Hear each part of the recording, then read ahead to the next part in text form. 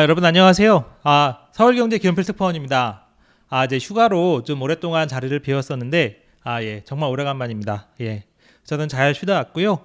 그동안 증시엔 좀 많은 일들이 좀 있었더라고요. 예, 그래서 그동안 좀 많이 전해드리지 못했던 내용들도 많긴 한데, 오늘 상황 같이 한번 알아보고, 그동안 좀 못 들었던 얘기들 같이 한번 또 말씀 나눌 수 있도록 하겠습니다.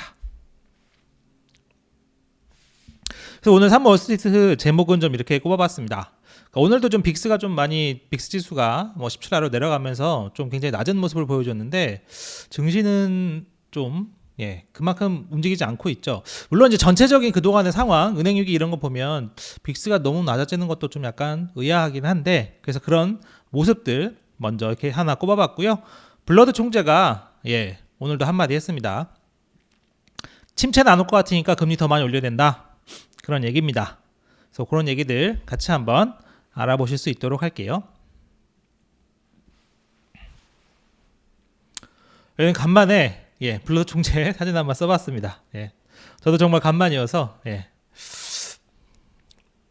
자, 오늘 미국 증시는 소폭 오르고 소폭 하락하는 정도였습니다. 크게 뭐 많이 오르거나 많이 떨어지는 건 아니고 약간 거의 미미할 정도로 움직임이 없었다, 그 정도로 보시면 될 것 같아요.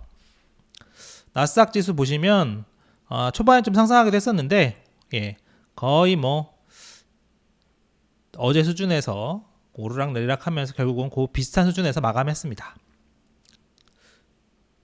S&P 500 웹을 보시면 애플이 조금 올랐고요. 0.75. 구글이 좀 떨어졌죠. 마이너스 1.39. 테슬라도 좀 떨어졌습니다. 마이너스 1.46. 전반적으로는 좀 이렇게 뭐 초록색, 그 다음에 좀 붉은색이 좀 뒤섞여 있는, 크게 뭐 많이 왔다 갔다 하지 않는 그런 장세 정도라고 볼 수 있겠습니다. 오늘 이제 뱅크 오브 아메리카 실적이 조금 있었어요. 그리고 골드만삭스도 좀 실적이 나왔죠. 골드만삭스는 조금 안 좋았어요. 조금 안 좋았고 뱅크 오브 아메리카는 다른 4대 은행만큼 또 좋았습니다. 어차피 이때 제 전에도 한번 말씀드렸지만 4대 은행은 이번 그 3월 은행 위기 때 큰 영향을 받은 게 없기 때문에 4대 은행은 그동안도 괜찮았지만 이때까지도 괜찮을 수밖에 없다, 이렇게 보시면 될 것 같아요. 앞으로가 좀 문제죠. 대형은행은 앞으로 이제 뭐 연체율 같은 게 어떻게 되느냐, 그 다음에 소비가 감소했을 때 그런 부분들, 이런 게 중요한 거지. 사실은 지역은행 같은 경우에 1분기 실적이 좀 중요한 것이고요. 대형은행들은 당연히 예금이 더 많이 밀려들었을 테니까 실적 부분은 크게 걱정할 거리는 아니었다, 이렇게 말씀을 드리고, 넷플릭스 실적이 오늘 뭐 장마감 후에 나왔는데 가입자 수가 좀 많이 떨어졌습니다. 넷플릭스 가입자 수가 떨어질 때마다 조금 안 좋긴 했었는데 그냥 제 감으로 작년에 그런 경우가 좀 있었기 때문에 어떻게 같이 한번 좀 보실 필요가 있겠습니다. 자, 이제 은행 실적 같이 한번 보시죠. 이건 뭐 간단하게 보시면 될 것 같아요. 뭐 이렇게 숫자가 그렇게 중요한 건 아니니까. 은행들, 대형은행 같은 경우에 이제 뱅크 오브 아메리카는 1분기 매출, 뭐 그다음에 주당 순이익 모두 예상을 웃돌았다. 순이자 이익이 사실 쉽게 생각하시면 그겁니다. 대출이자에서 예금 이자를 뺀 거. 그러니까 은행 핵심 수익원이겠죠. 은행의 핵심 수익원은 크게 예대 마진, 그러니까 금리, 그리고 수수료 두 가지거든요. 어쨌든 제일 큰 건 어쨌든 이자에서 나오는 거니까. 물론 뭐 수수료가 더 큰 데도 있긴 하죠. 그럼에도 이제 전통적으로 제일 큰 수익원인 순이자 이익, 이게 많이 늘었더라. 충당금은 대신 좀 줄었다. 예상치보다도 낮았다. 예금도 생각보다 조금 많았다. 예금 보면 물론 이제 조금 작년 말보다 줄긴 했어요. 근데 이제 보면 순이자 이익이 좀 늘어났잖아요. 생각보다 순이자 이익이 늘어났고 3월 은행 혼란 속에서 대형은행으로 자금들이 많이 몰렸었잖아요. 그런 거 보면 제가 봤을 때는 이거는 약간 뱅크 오브 아메리카에서 어느 정도 예금을 뭐 좀 수익 조절했다고 보시는 게 맞을 것 같습니다. 더 많이 받을 수도 있지만 뭐 굳이 뭐 예금 더 많이 받아봐야 뭐 대출할 때도 마땅치 않은데 굳이 더 받지 않았다, 그 정도로 보면 될 것 같아요. 실제로도 그렇게 했었죠. 뱅크 오브 아메리카. 중요한 건 이제 NPL 비율, 한국은행도 NPL 비율 뭐 이런 거 많이 씁니다. 그래서 NPL 비율이 여전히 낮다, 그런 부분들. 그래서 이제 뱅크 오브 아메리카는 뭐 실제 괜찮았다. 주가는 한 0.63% 정도 올랐거든요. 한번 같이 한번 보시죠.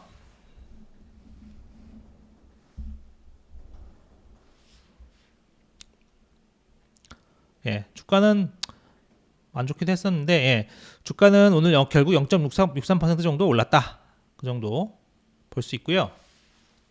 근데 이제 은행들 이번에 4대 은행들이 뭐 실적이 뭐 괜찮았다 그런 얘기들 있지만 이 대손상각 부분을 좀 같이 보실 필요가 있어요.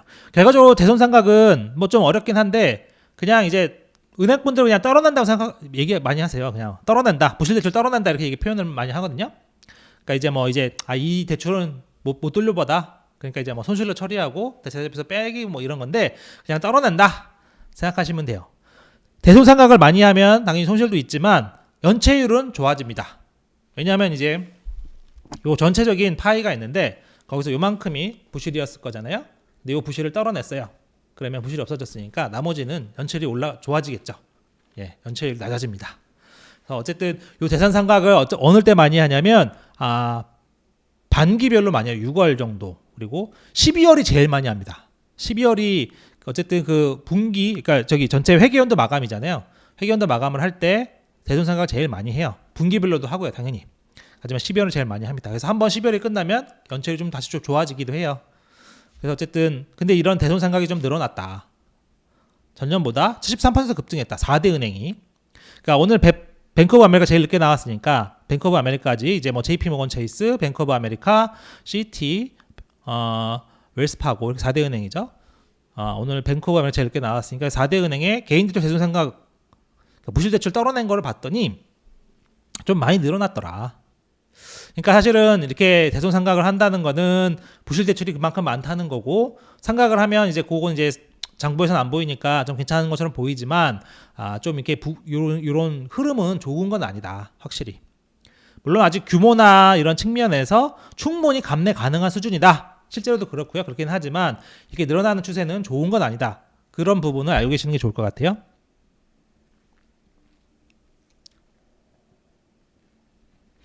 그래서 앞에도 뭐 실적 발표한 것들 좀 있었죠. 이거는 참고하시면 될 것 같고요.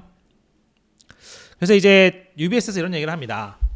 아직은 뭐 소비자 대출 그리고 은행들 연체율, 대형은행 연체율 괜찮죠. 근데 이제 경제 상황이 좀 계속 나빠지면 올해 내년에 거쳐서 좀 연체율이 많이 올라갈 수 있겠다. 아무래도 예전 침체 때보다는 연체율은 낮을 것 같아. 하지만은 팬데믹 이전은 확실히 넘을 수 있겠다. 그런 얘기입니다. 그래서 이런 내용 같이 한번 봐주시면 되고 그래서 이제 오늘 브라이언 모니안이 큰 틀에서 보면 옛날에 했던 얘기랑 같아요. 작년부터 했던 얘기가 계속 맥을 같이 합니다. 브라이언 모니안은 약간 조금 4대 은행 중에서는 가장 그래도 긍정적이라고 보시면 될 것 같아요. 이게 이제 브라이언 모니안이 오늘 CNBC에서 오후에도 나와서 또 인터뷰를 했었는데 그 전에도 뭐 언급을 좀 했었고 보시면 이렇게 얘기를 했습니다. 우리는 약간 뭐 완만한 침체를 뭐 예상한다. 하지만 다른 나라보다는 뭐 괜찮을 거다. 그러니까 사실은 그 뱅크 오브 아메리카는 그나마 4대 은행 중에서는 가장 좀 긍정적이다. 그러면 약간의 침체는 불필요를 피할 수 없을 것 같다. 이렇게 얘기한다는 점. 제가 볼 때는 아무래도 4대 은행 중에서는 JP모건 체이스가 제일 조금 상황을 어렵게 보는 것 같고 어쨌든 뱅크 오브 아메리카는 1대 2대 은행이어서 그런지 몰라도 어쨌든 뱅크 오브 아메리카 물론 이제 하우스 뷰가 차이가 있으니까요. 뱅크 오브 아메리카는 조금 긍정적으로 본다. 그럼에도 어쨌든 계속해서 이번에 분기 실적을 내고도 완만한 침체는 계속 생각하고 있다. 그 부분이 중요하겠습니다. 숫자 같은 거는 참고서 보시면 될 것 같아요. 뭐 딱 맞는 건 아니니까. 그래서 지난번에 이제 제가 없는 동안 분기 뭐 실적들도 있었지만 연준에 3월 FOMC 회의록이 나왔죠. 거기서 이제 스텝들이 하반기에 이제 기본적으로 침체 가능성을 깔고 간다 그런 식으로 적은 부분이 있었던 거잖아요.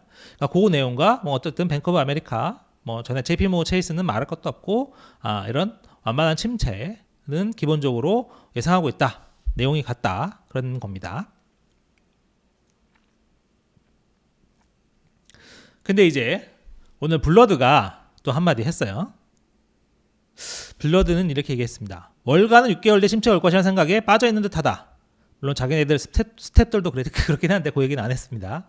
월간 6개월 뒤에 침체가 올 것이라는 생각에 빠진 듯하지만 지금처럼 경제가 좋을 때는 맞지 않는 얘기다. 노동시장이 매우 강하고 전통적으로 고용이 강하면 당연히 소비가 강하니까 미국 경제는 침체에 빠지지 않는다. 그래서 올 하반기에 침체를 예측할 때는 아니다. 이렇게 잘라 말했습니다. 요것도 그동안 많이 설명해드렸고 많이 보셔서 이제 알 거예요. 아실 거예요. 사실은 경기 침체를 뭐 대놓고 시키겠다는 뭐 연준 총재는 없잖아요. 금리 인상을 더 얘기할 때는 경제가 탄탄하다고 여기기 때문에 금리 인상을 더 얘기하는 겁니다. 경제가 더 탄탄하고 인플레가 안 떨어지니까 금리 인상을 더 한다고 하는 거죠. 그러니까 매파들 입장에서는 당연히 금리 인상을 더 얘기하는 때는 침체는 없다고 얘기하는 거죠. 물론 이제 시장에서는 너같이 자꾸 이렇게 하면 그 결과 침체가 온다고 얘기하는 거고요. 근데 이제 블러드는 오늘 그거에 대해서도 근데 그것도 잘못된 거야 이렇게 얘기를 하긴 했어요. 그래서 요거는 보기에 따라 다르기 때문에 잘 보실 필요가 있습니다. 잘 보실 필요가 있어요. 블러드는 경제가 강하기 때문에 금리를 더 올려야 된다고 얘기하는 거고 시장에서는 너같이 하면 결국 그래서 침체가 온다고 얘기를 하는 거고 근데 블러드는 오늘 그거에 더해서 근데 시장이 그렇게 얘기하는데 그거는 시장 얘기가 좀 틀린 거야 뭐 그런 식으로 또 얘기하긴 했어요. 그걸 좀 더 밑에서 같이 보실게요. 미국이 뭐 소비가 강한 뭐 대부분이라는 건 아실 테고 이번 주 목요일날 나올 이제 신규 실업수당 청구 건수 제가 오늘 또 블룸버그에서 봤더니 한 24만 건 전주보다 조금 늘어나는 거 그런 상황이긴 합니다.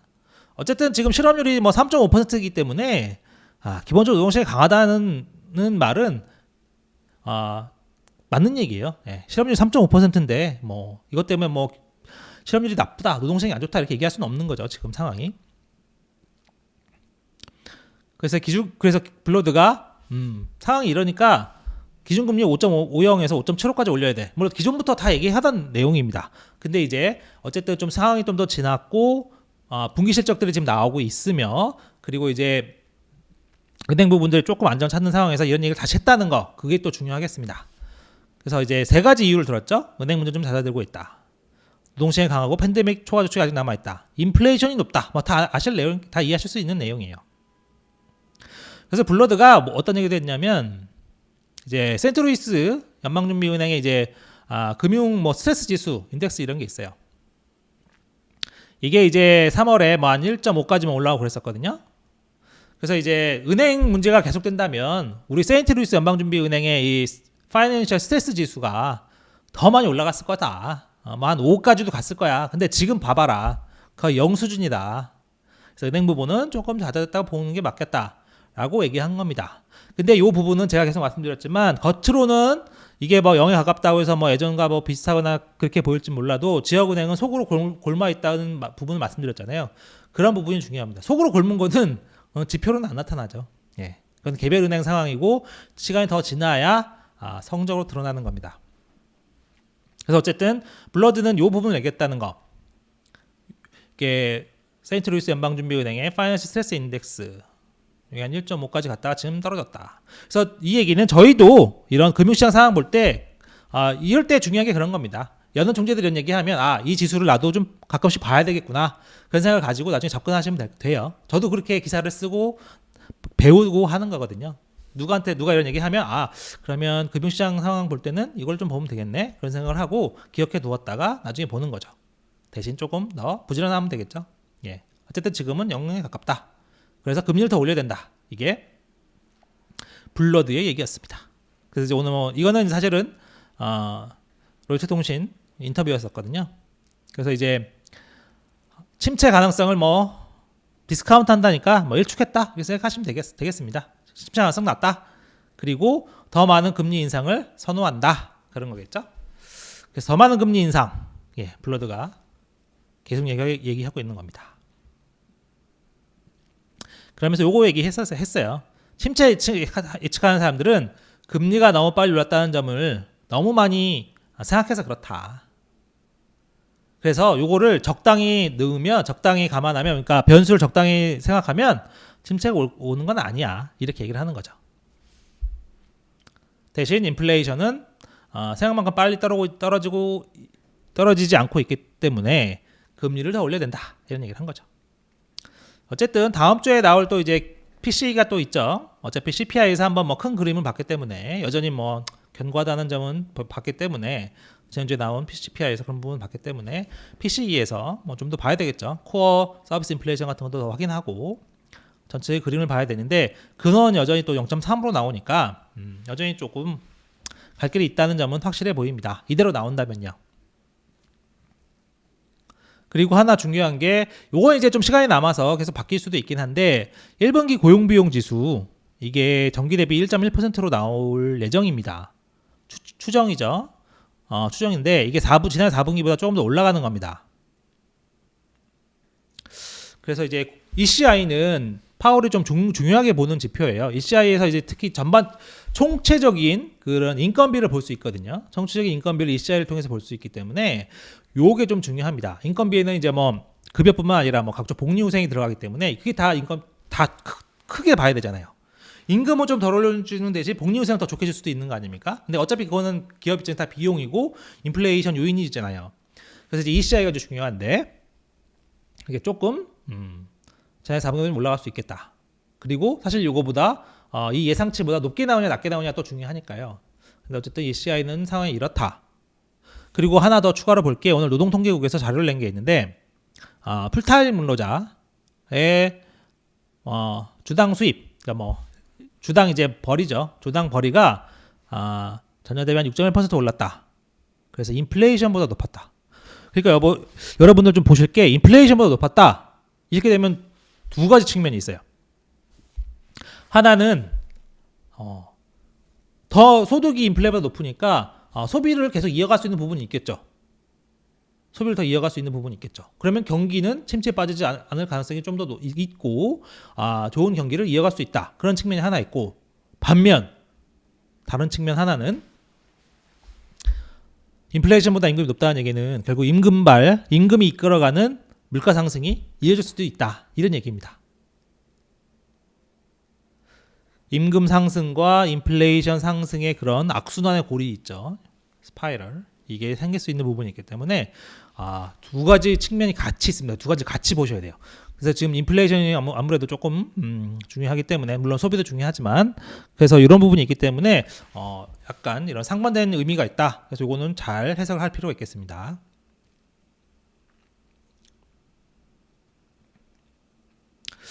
어쨌든 뭐 지금 최소한 금리를 한 번 더 올린다는 거는 뭐 대충 뭐 거의 뭐 컨센서스니까요. 시장의 컨센서스니까 보스틱이 오늘 비싼 얘기를 했어요. 보스틱 얘기로는 3%까지 내려온 다음에 그 밑에는 더 내려오기 힘들 거다. 그래서 한 번 더 금리를 올린 다음에 이걸 좀 오래 유지하는 게 좋겠다. 이렇게 얘기를 한 겁니다. 그래서 이거는 뭐 최근에 뭐 CM 패드워치 보시면 뭐 많이 나오는데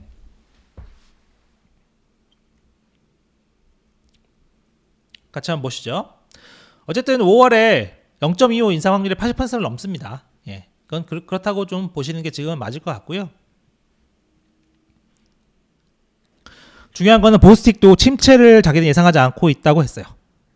그러니까 보면 블러드도 아니라고 얘기했고 보스틱도 아니라고 얘기했죠. 작년부터 올해 초부터만 이렇게 좀 계속 생각을 해보면 침체를 생각하지 않는다는 연준 위원들 꽤 돼요. 근데 이제 재밌는 거는 그 스텝들 연준에서 일하는 이코노미스트들 그리고 직원들은 실무진들은 이제 3월부터는 좀 확실히 침체를 좀 반영하고 있는 거죠. 요거는 좀 어떻게 해석하시면 되냐면요. 기본적으로 그 실무진들 생각은 이렇게 된다고 보시면 됩니다. 이런 그 연준 직원들 스텝들이 기본 자료를 만들어 와요. FOMC 전 그리고 한국은 금통이죠. 금통위 전에 기본 자료를 만들어 옵니다. 아무리 연준 총재들도 자기네 뭐 여는 뭐 지역 본부가 있고 뭐 직원들이 있지만 연준 차원에서 또 전체적인 자료를 다 정리하고 뭐 다 종합을 해갖고 옵니다. 그걸 또 한번 보셔야 되잖아요. 보시고 정리해야 되니까. 그러면서 자기들 생각을 적은 겁니다. 자기들 적은 거죠. 근데 중요한 건 연준 이코노미스트들이라면 어쨌든 전 세계에서 그래도 항상 맞는 건 아니죠. 항상 이제 뭐 인플레이션 전망 틀렸고 했지만 어쨌든 최고 수준의 하이 클래스의 이코노미스트들이라는 점은 분명하고 어쨌든 그들이 이제 그 전반적인 자료, 각종 자료, 무슨 뭐 고용 자료, 뭐 금융시장 상황 다 정리해갖고 오겠죠. 보고서 같은 걸 만들어 오겠죠. 그거 이제 거기 하면 자기들 생각도 담은 거죠. 그래서 이제 그거를 보고 한 건데 당연히 그러다 보니까 지역 연준 총재들 생각은 다를 수 있죠. 연준 이코노미스트들하고 내 생각은 다를 수 있는 거니까. 그렇죠? 그래서 지역 총재들이 밖에서는 나는 침체를 예상하지 않는다고 할 때는 뭐야 연준 애들은 왜 그러는 거야 이런 게 아니라 당연히 이게 좀 다를 수 있다. 다를 수 있다. 그리고 지역 연준 총재들 입장에서는 아무래도 조금 더 정책적 의지, 가끔 제가 전에 한번 설명드린 적도 있지만 정책적 의지, 침체를 빠뜨리지 않고 잘 해 나가겠다는 그런 정책적 의지 부분을 조금 더 담아서 얘기합니다. 보통 이제 뭐 기관장 이런 분들은 그런 얘기들 그렇게 많이 얘기를 하거든요. 그래서 그런 부분이 있기 때문에 좀 다를 수 있다. 그건 그렇게 해석하시면 됩니다. 어쨌든 보스틱 오늘 블러드는 침체는 예상하고 있지 않다. 그렇기 때문에 금리는 더 올려야 된다. 이거는 제가 처음에 말씀드렸지만 당연한 논리 구조죠. 침체를 예상하고 있는데 금리를 어떻게 올리겠다고 하겠습니까? 그렇죠. 속으로는 침체를 예상하고 있더라도 겉으로는 이게 그러면 논리가 모순에 빠지잖아요. 예. 물론 이제 침체가 오더라도 인플레이션 때문에 금리를 올려야 한다는 게 연준 위원들의 생각이고 많은 적지 않은 위원들의 생각이고 그렇긴 하지만 어쨌든 겉으로는 당연히 침체가 없어야 금리를 올리는 거 아니겠습니까? 그런 내용이라는 거 이해하시면 좋겠고요. 어쨌든 침체 우려가 밖에서는 크다. 그런 내용. 그리고 CNBC가 뭐 이제 설문조사 1000명 대상 설문조사 한 게 있는데 한 3분의 2가 60% 넘는 거죠. 3분의 2가 미국이 경제 침체로 가고 있거나 이미 침체에 빠졌다. 이런 것들은 약간 좀 중요한 게 미국은 소비가 경제 3분의 2잖아요. 그러니까 한국과 달리 한국보다 훨씬 더 중요하죠. 그런 소비자들의 국민들의 소비 심리가 상당히 중요합니다. 경제 3분의 2니까요. 한국은 사실 수출로 먹고 사는 나라잖아요. 그러니까 수출로 먹고 사는 나라니까 내수는 사실 한국 쪽 경제에서는 좀 상대적으로 비중이 좀 작습니다. 근데 미국은 사실 내수로 먹고 사는 나라다 보니까 소비자들의 심리, 생각 중요해요. 그래서 좀 이렇게 좀 안 좋게 보고 있다는 거 그거는 같이 한번 봐두실 필요가 있겠습니다.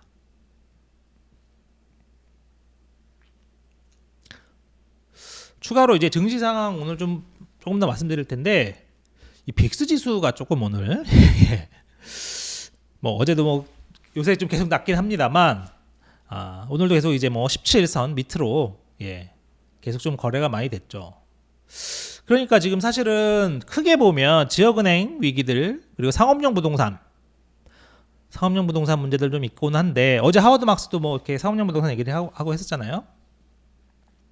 어려울 수 있다는 식으로 몇 달 내에 문제가 생길 수 있다는 식으로 얘기를 하고 했었죠. 그런데 이제 오늘 요 며칠 새 조금 이게 너무 조용한 거 아닌가. 빅스 지수는 계속 낮아지고 사실 뭐 단순하게 생각하면 빅스 지수 떨어지면 당연히 증시는 올라야 되는 거고요. 근데 이제 좀 그런 게 전반적으로 조금 이해가 좀 뭐 쉽지는 않다. 그런 분위기가 오늘 좀 많이 퍼져 있었습니다. 그래서 그런 얘기를 하는 분들 좀 오늘 좀 많이 있었어요. 그래서 아트캐신이 이런 얘기를 했습니다. 뭐 해석은 좀 제가 좀 이렇게 좀 다듬어서 한 건데 시장이 상대적으로 조용하고 거래량도 적었다. 빅스가 17 아래에서 거래되고 있다. 이게 지난해 1월 이후 최저치거든요. 모든 사람들이 약간 속단 말로 좀 멍한 것 같다. 약간 그런 뜻이죠. 그래서 좀 뭐 딱히 그렇다고 뭐 엄청 나쁜 요인이 있는 것도 아니지만 뭔가 좀 약간 깨름직한 거죠. 약간 빅스도 왜 이렇게 낮지? 뭐 이렇게 좀 약간 뭐 그렇다고 뭐 이게 왜 이런가? 약간 이런 생각이 드는 겁니다. 약간 왜 깨름직할 때 있잖아요, 사람들이. 그래서 다음 2주를 좀 잘 봐야 되겠다. 그런 얘기를 했어요. 그래서 SEI 인베스트먼트 여기서도 최근에 은행 위기를 고려하면 물론 은행위기가 블러드 말로는 뭐 많이 잦아들었다고는 하지만 그 내상들이 좀 있다고 제가 말씀드렸잖아요, 항상. 상충되는 신호를 보내고 있다. 그래서 좀 약간 놀랍다. 이런 얘기도 했어요. 물론 이제 스트레타가스는 빅스가 떨어지면 뭐 주금시가 많이 올랐기 때문에 좋다. 이렇게 보기도 했는데 조금 이게 전반적으로 좀 이렇게 계속 침체 얘기 계속 나오고 이렇게 함에도 이게 왜 이럴까? 계속 다들 이제 약간 고민을 하는 것 같아요. 물론 그렇다고 이게 왜 그런지 딱 부러지게 얘기할 수 있는 사람은 없지만 왜 이게 빅스가 떨어지고 사람들은 증시는 또 이렇게 왜 그런지 이게 딱 부러지게 얘기하는 사람은 없지만 다들 약간 좀 이상한 거죠. 그래서 RBC 캐피탈은 이런 얘기도 했었어요. 이건 어제 저녁에 좀 늦게 얘기한 건데 미국 시간으로요. 1945년 이후 처음으로 증시가 침체에 대한 신호를 무시하고 있을 수도 있는 것 같다. 그래서 그때랑 지금 좀 비슷하다고 얘기를 했었는데 그 전후 인플레이션 상황 비슷하다는 얘기는 전에 많이 들으셨었잖아요. 예. 그러니까 그런 얘기들입니다. 그러니까 이제 전쟁 때 2차 대전 때 정부 돈이 많이 풀렸었고 그리고 이제 전쟁 때니까 이제 그 전시경제는 이제 뭐 미국 내에서만 뭐 거래하고 뭐 그런 거니까요. 전 국제 무역이 일어난 것도 아니고 전시 때 폐쇄 경제에서 지금 정상으로 돌아가고 있는 거다. 지금 뭐 코로나도 마찬가지잖아요. 코로나도 이제 코로나 때문에 락다운을 했다가 정상으로 돌아오는 거고, 그리고 코로나 때문에 돈을 많이 풀었었고, 뭐 그래서 인플레이션 상황이 비슷하다 이런 얘기는 많이 들으셨을 거예요. 그래서 그런 전반적인 경제 상황이 비슷하고 증시도 그때는 약간 이제 침체 신호를 무시했었는데 지금도 약간 그런 것 같다. 그런 얘기입니다. 그러면서 사람들이 약간 침체 얘기 듣는 거 지쳤다고 볼 수도 있다. 뭐 작년 10월에 최저점을 뭐 뚫느냐 마느냐 그 얘기는 뭐 많이 드렸었죠. 예. 저도 이제 하도 많이 드려서 더 드리기가 예, 좀 그럴 정도기도 할 정도인데 그러니까 사람들이 좀 지쳤다. 아니 뭐 언제 좀 맨날 침체 얘기만 하고 침체는 언제 오는 거야? 그런 월세저널 기사도 있었죠. 예. 맨날 침체는 6개월 뒤에 온다고 하는데 6개월 뒤에 계속 지나도 안 오기도 한다. 뭐 그런 얘기. 그 상황이 조금 사람들이 좀 이렇게 너무 많이 듣다 보면 이제 무뎌지잖아요. 예. 그러니까 좀 그런 측면도 있을 수 있는 것 같다. 완전 불확실성이 계속 든다는 거. 예. UBS도 그렇게 얘기했습니다. 예. 하방 위험이 감소했다고 믿기는 어렵다. 그렇잖아요. 예. 전체적인 하방 위험이 줄어든 건 아닙니다. 물론 시장이 증시는 좀 조용하고 아무래도 좀 변동성이 많이 줄어들긴 했지만 하방 위험이 다 사라졌느냐? 그런 건 아니다. 예. 그런 얘기. 그리고 지역은행 여러 어려움 조금 여전하다는 것. 그리고 백악관에서도 잘 보고 있다는 거. 상업대출, 상업용 부동산 이슈. 뱅크 오브 아메리카 오늘 뭐 그 PPT에도 보니까 상업용 대출, 부동산 대출 자기네가 뭐 얼마 갖고 있고 뭐 비중이 어떻게 되는지 그런 것도 좀 추가 어디셔널 인포메이션이라고 해서 그것도 적어냈더라고요. 그런 거 보면 전반적으로 월가에서 사실 상업용 부동산 대출에 관심이 많은 건 사실입니다. 그런 부분들. 추가로 뭐 참고를 하나 말씀드리면 어제 이제 국민연금 관계자 뭐 한 분 만난 적이 있는데 그런 얘기 하시더라고요. 국민연금은 어쨌든 뭐 상업용 부동산 대출 투자할 때 아무래도 클래스 A 좀 새 빌딩들 투자를 많이 해서 크게 문제는 없다. 우리는 새 빌딩 그 한번 말씀드렸잖아요. 미국 맨하탄만 해도 원래 파크가 좀 예전 인기 많던 데에서 뭐 새로 지은 건물들 뭐 원 밴더빌트나 그런 쪽으로 그 사무실 수요가 좀 많이 이동하고 있다. 그래서 그런 얘기 전해드린 적이 있는데 그만큼 이제 새로 지은 건물들 뭐 상업용 오피스도 마찬가지죠. 새로 지은 건물 물론 다 더 인기가 많을 거 아니에요. 그래서 그런 쪽으로 다 이동하고 그런 쪽에 많이 투자를 하고 있기 때문에 우리는 뭐 크게 문제 없는 것 같다 그런 얘기를 하기도 했었어요. 그거는 참고 삼아 전해드리고요. 근데 그게 뭐 투자 기업마다 다를 테니까 그런 부분 차이가 좀 있을 수 있고 이거는 그냥 참고 삼아 그냥 보시면 될 것 같아요. 연방정 부채 한도 이 부분은 뭐 여름이 다가올수록 뭐 갈수록 뭐 이렇게 더 많이 나오긴 할 겁니다. 지금 뭐 계속 뭐 공화당이 뭐 부채 한도 1년간 유예하는 대신 연방정부 예산 뭐 대폭 깎겠다 뭐 이런 안으로 나온다는 거잖아요. 민주당은 뭐 그러지 마 그렇게 하면 안 돼. 그렇게 하면 안 돼. 무조건 올려줘야 된다. 일단 올려줘야 된다 이렇게 얘기를 하는 거고 계속 옥신각신 할 겁니다. 민주당 오늘 하킴 제프리스 얘기한 것도 협상의 룸은 있다고 얘기했어요. 당연히 그런 거고.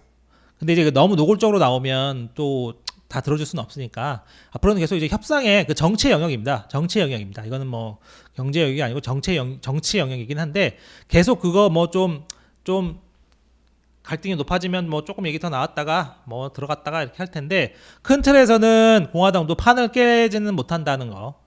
근데 이제 그 사이사이에 가는 길에 좀 이렇게 짜증나는 일들 아니면 좀 신경 쓰이는 일들이 좀 적지 않을 것이다. 왜 더 그런 말씀 드리냐면 이제 한도에 가까워질수록 여름 지나서 뭐 이렇게 고루 될 때까지 지금 뭐 이제 벌써 이제 4월 지나서 5월 가까이 가니까요. 그런 얘기들 좀 더 많이 나올 수 있겠다.